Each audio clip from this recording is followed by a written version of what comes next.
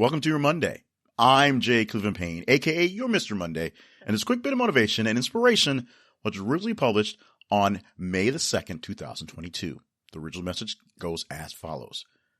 What makes a lottery ticket a tempting buy is an ease at which it can be acquired. If you needed to put in real effort to get a ticket, you would pass based on the odds of winning. Now, going deeper into this one, I will admit to you right now that I am a very frequent buyer of lottery tickets. Not the scratch-offs, which are always a losing bet, but of the big Powerball from the Mega Millions and what we have is the Arkansas State Lottery.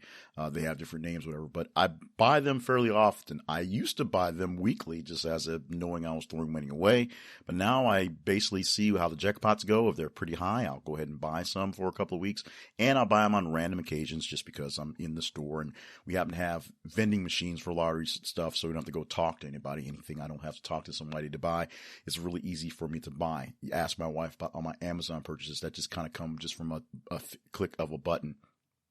This is, of course, tempered with the fact that I know the odds of winning the lottery are just horribly, horribly bad. You are more likely to get struck by lightning. Yes, plenty of people do actually get struck by lightning, even if that is rare, but that rarity will happen to you.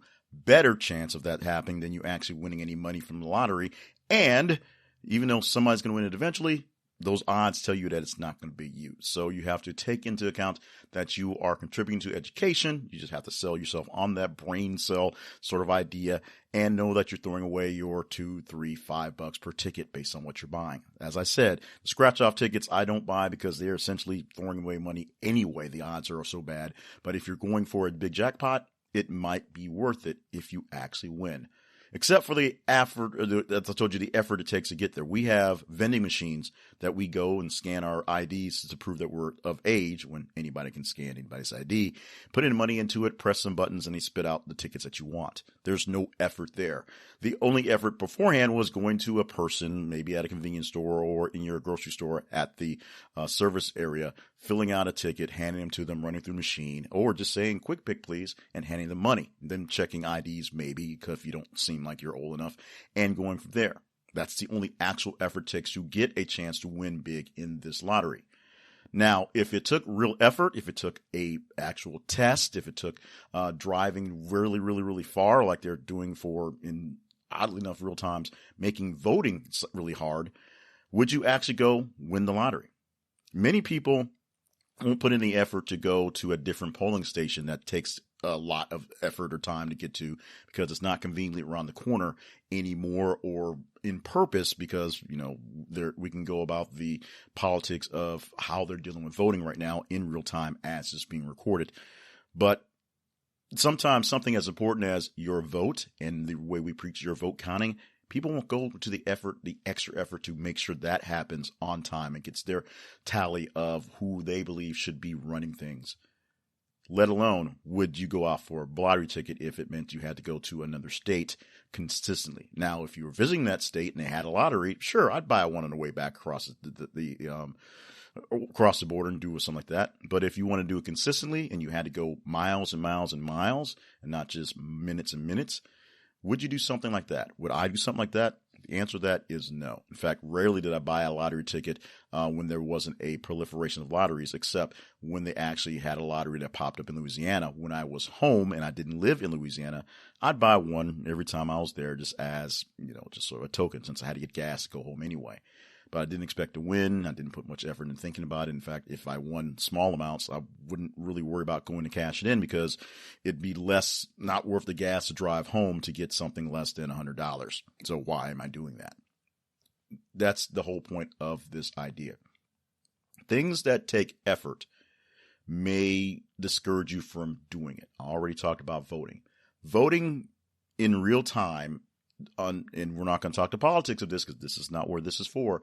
In real time, voting is becoming a little bit harder on purpose, not because it's necessarily a true security risk, but because of essentially just because.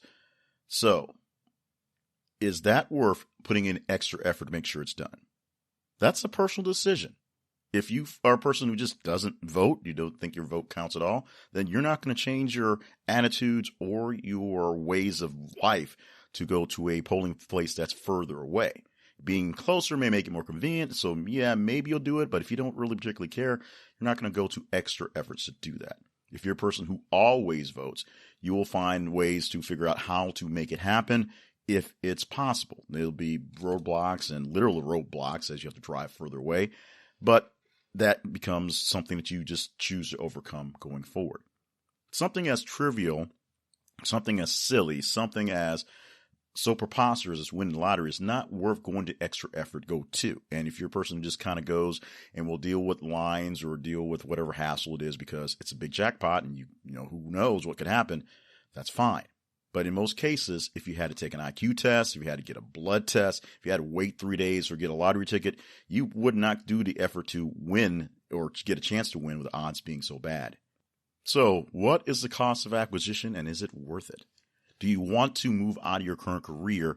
Is that worth getting extra education, taking time to scrub your resume to make sure it looks the best, and maybe even putting on a suit and tie to do the interview process?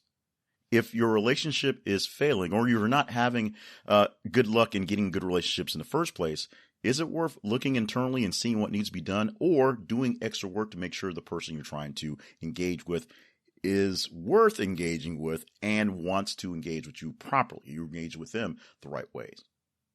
If voting and making sure you are heard is important, is it important to go through the hurdles to make sure your voice is heard? Is it important to speak out more often or do some actual research or do some writing or do some speaking or talking to the candidates to see if they're worth the effort to go out there and put forth extra effort? Going extra effort for that lottery ticket is probably not worth it. Sure, you could win, but you're not going to win. I'm saying that. Someone's going to win, probably not you. But other things may have more importance, more weight in your life that are worth putting forth real effort and extra effort to make sure they're done and to ensure other people have those same rights and ability to do so. Make sure you think about that when you think about the effort you're willing to put into this thing as it comes around. What makes a lottery ticket a tempting buy is an ease at which it can be acquired. If you needed to put in real effort to get a ticket, you would pass based on the odds of winning.